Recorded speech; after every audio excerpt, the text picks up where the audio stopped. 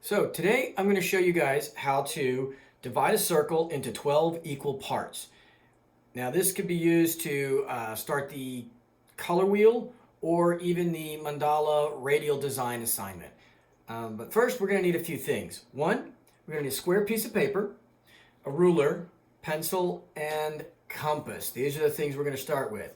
And if you want to trace things over with Sharpies and things like that, that's extra. All right, so we're going to go ahead and jump right in. So first thing I'm going to do is divide how big my paper is. I'm going to divide it in half. So I'm looking at, this one happens to be 11 inches. So half of 11 is 5.5. So I'm going to put a little tiny tick mark right there. What I do at the bottom, I do at the top. It's not quite exactly 11, but we're going to be really, really close. And now I'm going to draw a line in between the 2 points, the 2 tick marks. And then I'm going to, this is how I find my exact center of the paper. So I know roughly 11, so 5.5, and another 5.5 right here. And judo chop right here down the middle. All right, let's get rid of this for a bit. And now I've got this, no matter which way I'm going, I got this great piece of paper divided in half. So I've got my compass, and I'm going to go as large as my numbers will, which I'm going to go to 8. Now, important thing about using a compass is you want to make sure that the needle and the pencil are the same, all right? So if I'm putting this dead center in the middle, we can tell if this pencil is way too short. Or in this case, the pencil is way too long. That will actually alter the size of your circle, which kind of messes things up a little bit in the long run. All right, so here we go. I'm gonna go ahead and fix my compass. And the great way to test that is to compass in the safe position. Verify that the needle and the pencil are pretty darn close. All right.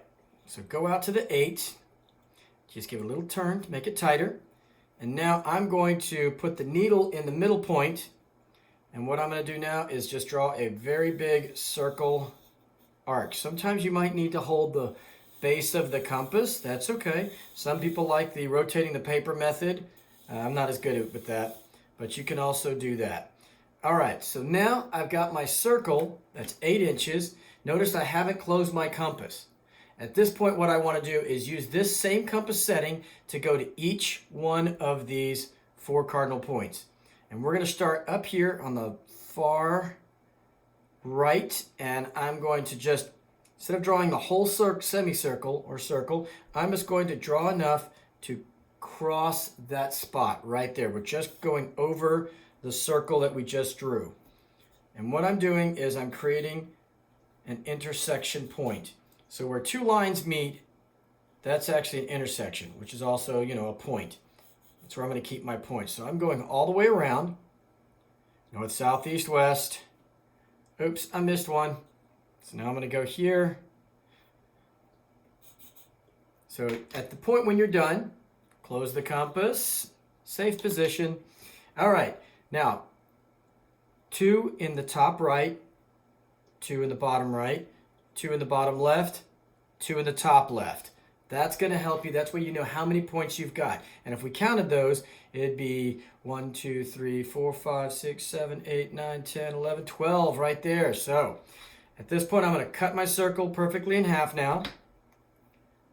Put my point, my pencil right on that point. Run the ruler up to that point. And now I'm just going to rotate this ruler until it goes through the midpoint. When it goes through the midpoint, it should intersect to the other side. Pretty darn close. All right, so I'm going to go to this point. I'm going to go all the way around now. So that way we can get the division of every single point on this circle. And keep going. Should be the last one because we already did the 2 middle ones. Also, make sure you have control of your ruler because it might shift on you just a little bit. And if it does, that's okay. We can always erase and clean it up.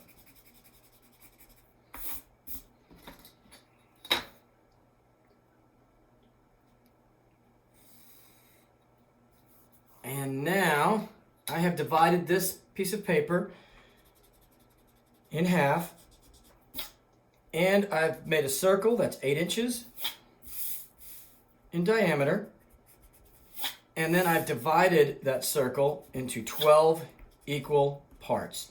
And all I'm doing now is just going through and cleaning up what I've done.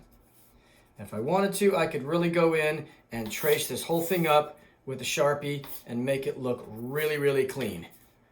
But rather than have that, let's just go ahead and use the power of the internet.